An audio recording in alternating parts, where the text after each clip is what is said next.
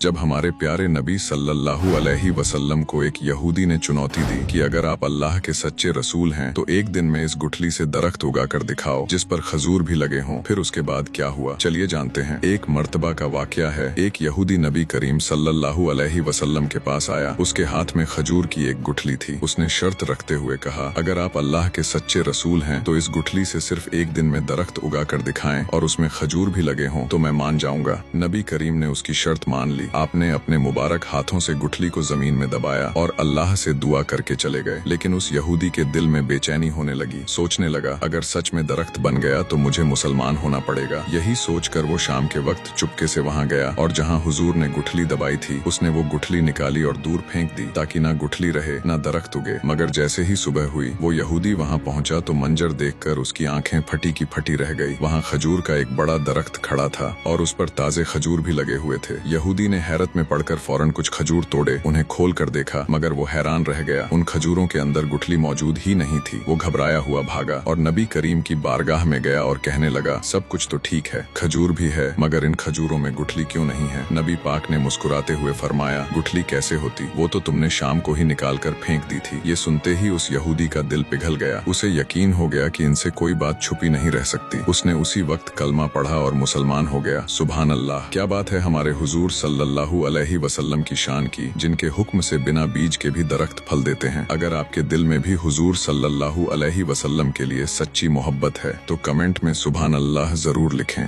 और like subscribe जरूर करें।